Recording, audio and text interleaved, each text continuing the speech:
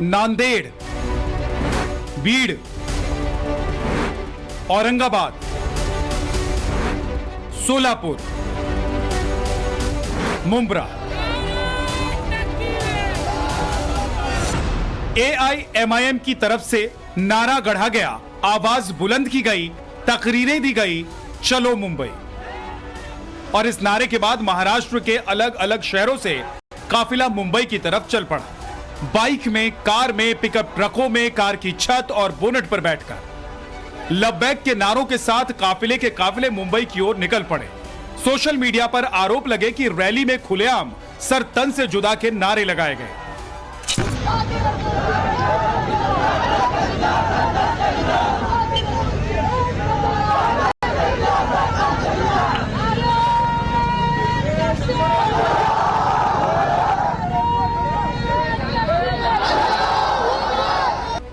हालांकि times now Navbharat इस video की पुष्टि नहीं करता, पर यहां सवाल तो जरूर खड़े हो रहे हैं, और वो इसलिए क्योंकि पहले भी ऐसे कई मामले सामने आए हैं जहां किसी रैली में, किसी प्रदर्शन में, तकरीरों में सर तन से जुदा के नारे लगते रहे। गुस्ताखे रसूल के बैनर तले हजारों की भीड़ दिल्ली कूच के लिए निकल पड़ी। AIMIM की इस रैली में पोस्टर बॉय बनकर सामने आए ओवैसी की पार्टी के दो बड़े नेता, पहले इम्तियाज जलील और दूसरे वारिस पठान। AIMIM समर्थकों की ये भीड़ स्वामी रामगिरी महाराज और भाजपा नेता नीतीश राणे के बयान को लेकर मुंबई पहुंची है। उनका आरोप है कि इन दोनों ने ही नबी के शान में गुस्ताखी की है। स्वामी रामगिरी महाराज ने बीते दिनों इस्लाम को लेकर एक सभा में कुछ कह दिया था, जिसको मुसलमानों ने इस्लाम की तौहीन बता दिया और उनकी गिरफ्तारी की मांग करने लगे। स्वामी रामगिरी महाराज को मिल गई धमकियों के बाद नीतीश राणे ने उनका बचाव किया था। गणपति विसर्जन के दौरान महाराष्ट्र में हुई हिंसा की तमाम घटनाओं के बारे में बताते हुए नीतीश राणे मंच पर आपे से बाहर हो गए और AIMIM की 15 मिनट वाली धमकी की ही तर्ज पर 24 घंटे वाली धमकी देने लगे। ह्याच्यातले कुठले तर आम्ही सांगतोय, चला या पोलिसांना 1 दिवसाची सुट्टी मी देतो, तुम्ही तुमची ताकद दाखवा आणि हिंदू म्हणून आम्ही आमची ताकद दाखवायला मैदानामध्ये येतो। AIMIM नीतीश राणे और महंत रामगिरी के खिलाफ तो रैलियां कर ही रही है, और इसमें कोई शक नहीं कि दोनों ने ही धार्मिक भावनाएं आहत करने का काम किया है। पर मजलिस के नेता पिक एंड चूज की राजनीति क्यों कर रहे हैं? नीतीश राणे का बयान विवादित है, इसमें कोई दो राय नहीं। वहीं स्वामी रामगिरी द्वारा ये बयान का कतई ही समर्थन किया नहीं जा सकता, लेकिन ओवैसी या उनकी पार्टी के कोई भी नेता ने मध्य प्रदेश में श्योरपुर में जब गणेश विसर्जन के दौरान मंदिर के बाहर सर तन से जुदा के नारे लिखे गए थे, क्या उसका विरोध किया? नीतीश राणे जब मस्जिद में घुसकर मारने वाली भड़काऊ बयानबाजी करते हैं, जब खुल्लम खुल्ला रैलियों से गालियां देते हैं, तो वो खुद अपनी पार्टी को ही बैकफुट पर धकेलने का काम करते हैं। पर क्या ऐसे नेताओं के बयानों को आधार बनाकर सीधे तौर पर प्रधानमंत्री नरेंद्र मोदी को कटघरे में खड़ा करके हिटलर कहना सही है? कोई एक महाराष्ट्र में बोल रहा है कि मस्जिद में घुस के मारूंगा। सुनिए सुनिए, मस्जिद में घुस के मारूंगा। प्राइम मिनिस्टर, क्या कानून उस पर लागू नहीं होगा जो कह रहा है कि मस्जिद में घुस के मारूंगा? क्यों कह रहा है वो?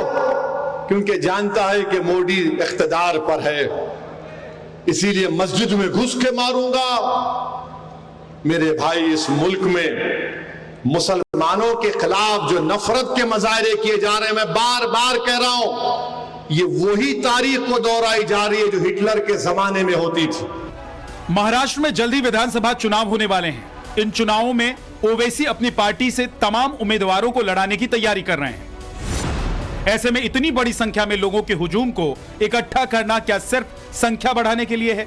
ओवैसी की इस रैली को उनके चुनावी गुणागणित का हिस्सा क्यों न माना जाए? क्या यह प्लान मुसलमानों को अपने पाले में लाकर एक मुश्त वोट हासिल करने का नहीं है? और अगर ऐसा हुआ तो इससे सबसे ज्यादा नुकसान महाराष्ट्र में किस पक्ष को होगा? मेरे भाई, जागो, मुत्तहिद हो जाओ। ये नफरत जो मुसलमानों के खिलाफ पैदा कर दी गई है, अब कोई बोलने के लिए तैयार नहीं है। महाराष्ट्र में कोई सेकुलर पार्टी का लीडर उस जालिम के खिलाफ बोलने के लिए तैयार नहीं है जिसने हमारे आका मोहम्मद सल्लल्लाहु अलैहि वसल्लम के शान में गुस्ताखी करने की कोशिश की। ओवैसी भी चलो मुंबई नारे की तर्ज पर मजलिस का झंडा बुलंद करने मुंबई पहुंच गए। मुंबई के माही में आज उन्होंने दरगाह पहुंचकर जियारत की। AIMIM के मुंबई पार्टी दफ्तर में अपने नेताओं से बात की। यहां भी मुद्दा वही था, बात वही थी, अगर कोई धर्म के खिलाफ कुछ भी कहे तो उसे तुरंत गिरफ्तार किया जाए। इसके बाद उन्होंने मुंबई के जोगेश्वरी में हजारों की भीड़ को संबोधित किया। ओवैसी का मुंबई दौरा कई लिहाज से अहम है। 2 दिन पहले ही उनकी पार्टी के नेताओं ने भारी भीड़ इकट्ठा करके दिखाने की कोशिश की कि महाराष्ट्र में मजलिस की जड़ें नीचे तक कायम हो चुकी हैं।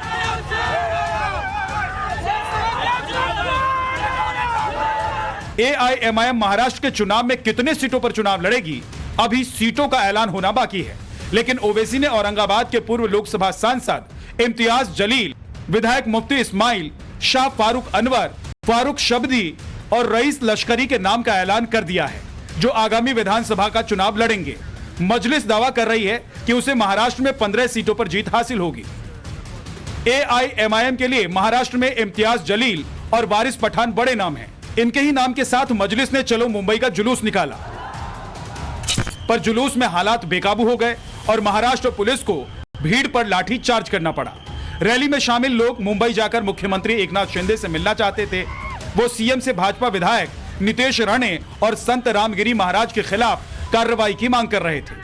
ठाणे के आनंद नगर जकात नाके के पास AIMIM कार्यकर्ताओं की पुलिस से बहस हुई, फिर पुलिस ने उन पर लाठियां बरसाई।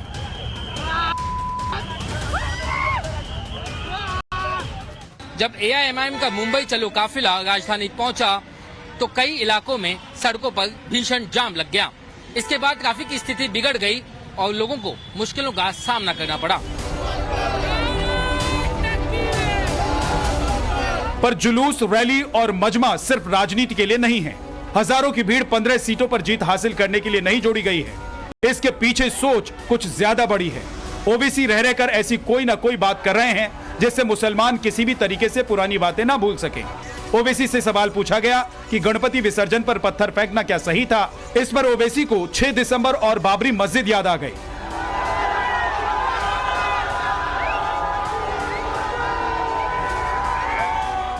छह दिसंबर को कौन सा पत्थर फेंका गया था?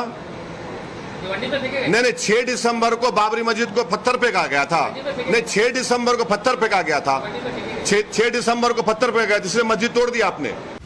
ओवैसी खुले तौर पर कह रहे हैं कि अगर कोई उनके धर्म के खिलाफ कुछ कहेगा तो कानून हाथ में लेने से भी उन्हें कोई गुरेज नहीं होगा। ऐसा नहीं होगा कि कोई मेरे प्रॉफेट मोहम्मद सल्लल्लाहु अलैहि वसल्लम बारे में बोलेगा और उसको हाथ भी नहीं लगाएंगे। ऐसा तो नहीं होगा कि खड़े होकर बोले कि मस्जिद में घुस के मारूंगा क्योंकि वो सत्ता में जो पार्टी बैठी है उसका राज दुलारा है, उसको हाथ नहीं लगाएंगे। तो सेलेक्टिव इंप्लीमेंटेशन ऑफ कानून का नहीं होना चाहिए। एक तरफ ओवैसी बयान पर बयान दिए जा रहे हैं तो दूसरी तरफ नितेश राणे भी भड़काने से बाज नहीं आ रहे। AIMIM की रैली में शामिल भीड़ की तुलना भाजपा विधायक नितेश राणे ने पोहे से की। नितेश ने सोशल मीडिया पर एक पोस्ट में भीड़ की तस्वीर और पोहे की तस्वीर के साथ लिखा, इतना तो हम नाश्ते में खा जाते हैं।